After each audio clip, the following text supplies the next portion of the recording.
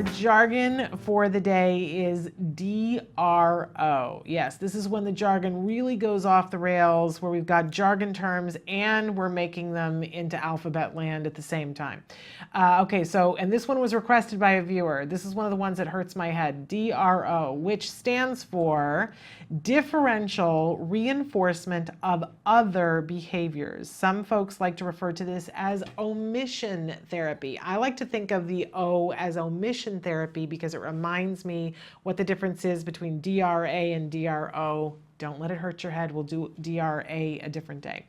Okay, so differential reinforcement of other behaviors it's when reinforcement is given in the absence of the targeted behavior or is given as long as the targeted inappropriate behavior does not occur.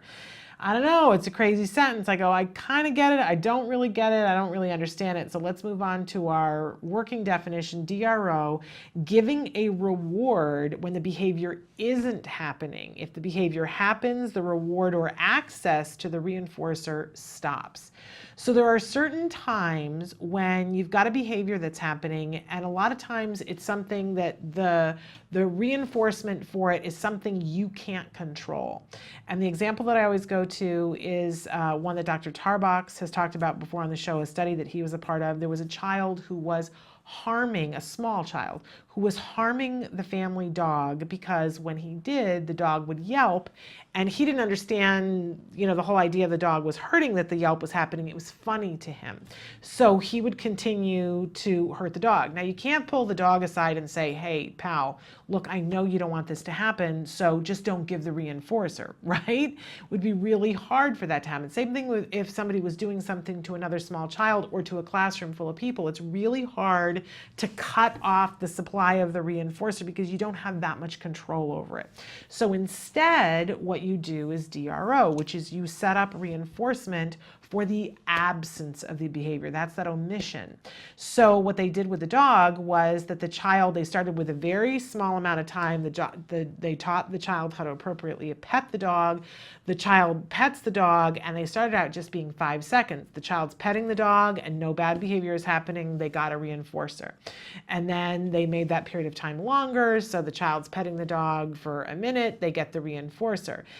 As long as the behavior isn't happening, the one that we don't want, where they're hurting the dog, we're going to keep giving that reinforcer. We're going to extend the period of time in which we give it, right? But we're going to keep giving the reinforcer. If at any time the child reverts to hurting the dog, they don't get the reinforcer anymore and the dog is taken away from them, because part of the reinforcer is the dog, right? So they just remove the dog from the situation. But really important, one of the most important things about this is that the reinforcer has to be, and you can pair it with a bunch of different things, right? But whatever the reinforcement ends up being has to be stronger, has to be more wonderful, more rewarding than whatever the reward was that was maintaining the behavior before. Otherwise, we're not going to get to it, right? But there are lots of instances when your hands are a little bit tied on giving that paycheck. So you do DRO, reinforce the absence of the behavior. It's a very powerful way of getting at behaviors that are very challenging. So there is the DRO. The omission is what we are rewarding.